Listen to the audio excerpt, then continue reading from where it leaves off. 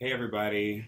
Today my video is going to be about Scorpio, the 8th house, as well as Pluto. And if I remember, I'll try to talk about Mars.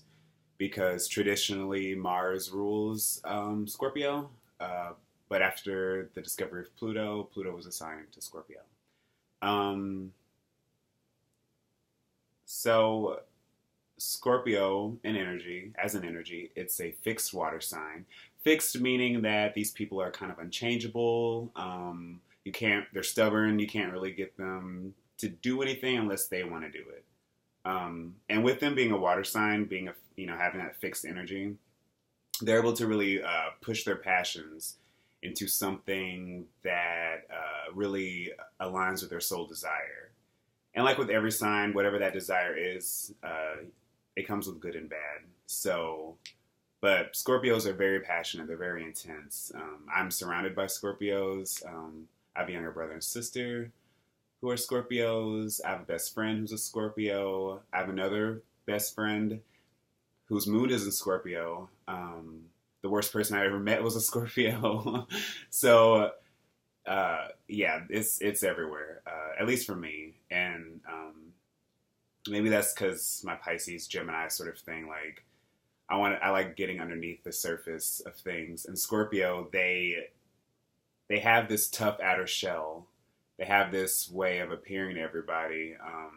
That they're tough, and they are. They're really tough people. They're very strong, determined people. But there's softies on the inside. And if you know them and if they trust you, you'll see that.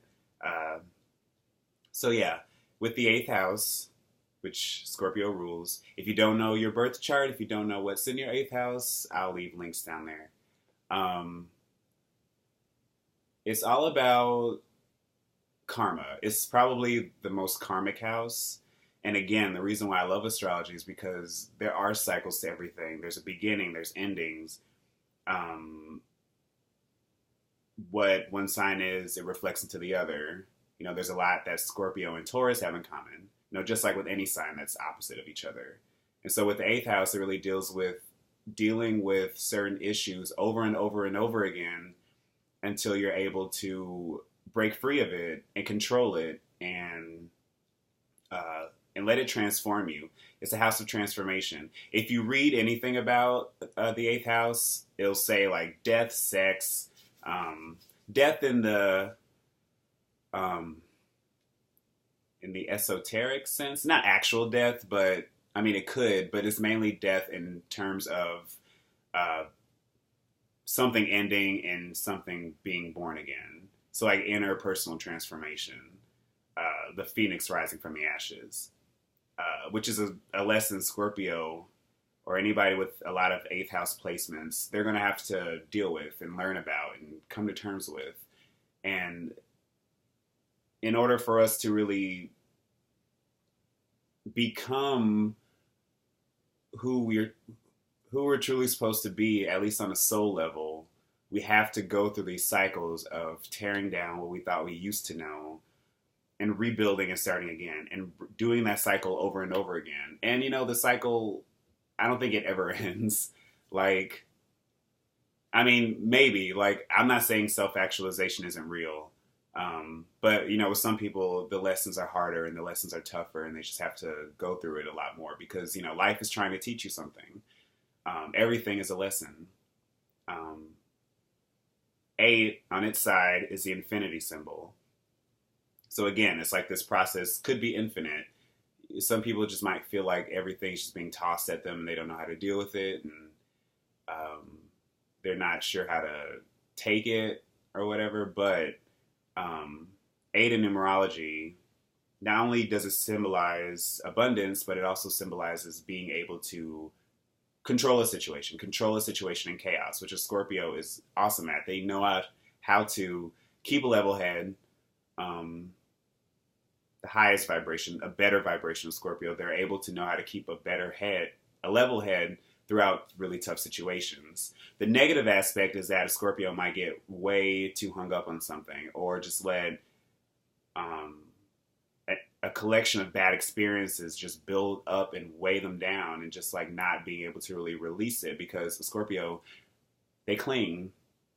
They cling to people. They cling to money. They cling to possessions, um, in a way that could be very domineering. But they do it out of fear. They do it out of the fear of abandonment. They don't want to be alone.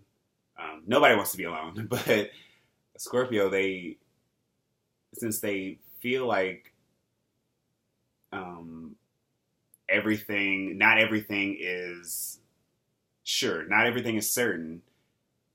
A Scorpio knows more than anybody that people can just die, or your house can burn down, or people just cut you out of their life, or people just do real fucked up shit to you, just backstab you and all that shit.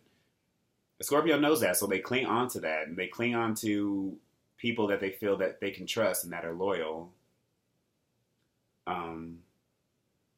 Out of probably all the fixed signs, they admire loyalty, but I don't know, maybe because I've probably dealt with so many Scorpios, I know how much loyalty means to them. So Scorpio, the dictionary definitions are that they are intense, they're sexual, they're possessive, bitter, resentful. And again, those definitions do have, those traits do have truth in them, but it ignores the bigger point of Scorpio, which is that in its lower vibration, a Scorpio that hasn't really figured out who they are, when these incidents happen, when shit happens in their life, when they lose a friend, or when they feel like they've been backstabbed, the lesson for them to learn is that incident, what happened, was a learning lesson. It was done in order for them to be able to change themselves within the situation. Scorpio and Pluto in the 8th house, I've read probably the most about that in all my learning about astrology, because I have a pretty heavy 8th house. And so I know that, I feel like I know what this is about. I read about, it's a process called transmuting. Transmuting is transformation, but it's changing the environment that you are in after you yourself have gone through a personal transformation. So let's say you had a terrible breakup. The first thing you do is that you just sink back into yourself and you sink into despair, and you don't know how to deal with the situation, and you just feel lost and you feel hopeless and you feel trapped. To come out of that, you have to be able to... Also, Scorpio is a very analytical sign. You have to be able to diagnose the problem within yourself, realize what happened, confront the fear and confront the pain face to face. It's another thing Scorpios are good at, just confrontation, just being able to just like confront people on their bullshit or confront a situation. There is very intuitive. All the water signs are incredibly intuitive. So coming to terms with that, but also being able to change your environment, change the way you talk to people, change the way you do things, so that if something similar, I'm spitting everywhere, so that if something similar happens, you'll be able to deal with it better. And again, that's probably Scorpio's biggest lesson. It's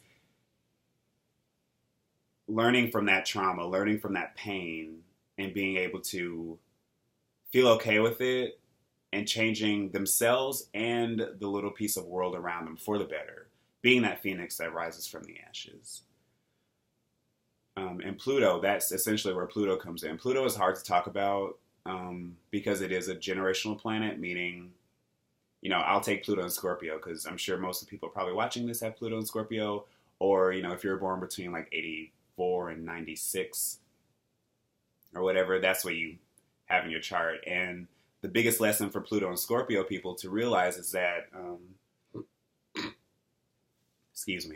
is that to get over the sense of powerlessness. Some of us were probably born into a world with nothing.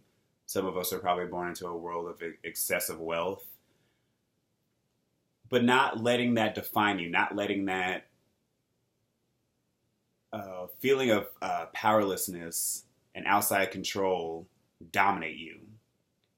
Scorpio, Pluto itself is all about inner strength, inner knowing, inner transformation, and being able to apply that wherever it's applicable in our lives, or applicable, whatever, in our lives. And it's hard to, you really have to see what house Pluto is in to see how you're transforming yourself. So let's say you have Pluto in your first house. You're constantly undergoing transformations to get to the true person who you are, at least on a personality level. You might feel like you're changing every day. You might feel like people don't really understand you, or that you're always evolving, and that you're constantly recycling old identities, old ideas about who you are on the outside to the rest of the world. If it's in the 10th house, you're doing that constantly with how you present yourself in your career, to the public at large.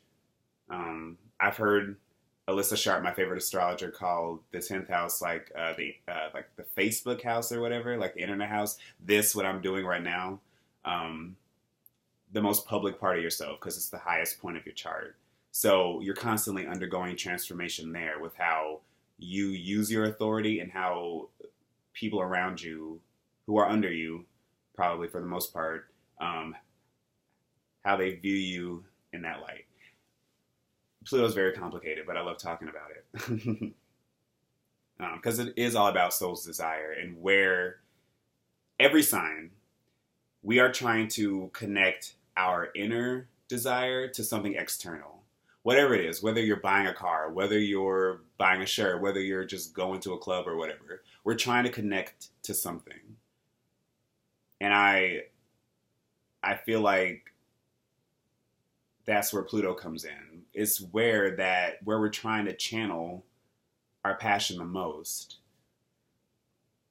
And Mars, while I have a little bit of time, Mars used to rule Scorpio, because it's all about passion and desire, but it's not on a completely transformative level. It's more like, I got to get this done, this done, this done. Nobody's going to stop me. Move out of my way.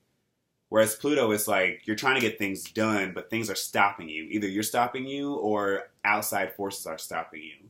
And so you have to come back, reanalyze, get everything resettled, and then go back. And then come back, reanalyze, get resettled, and then come back again. Mars does that, and it does it similarly, but in a different way. It's more like, with Mars, it's more like interpersonal. You might come across people, or you might just come across people, or it's mainly on a person-to-person basis, I feel like, with Mars. So Scorpio, the biggest lesson, let go.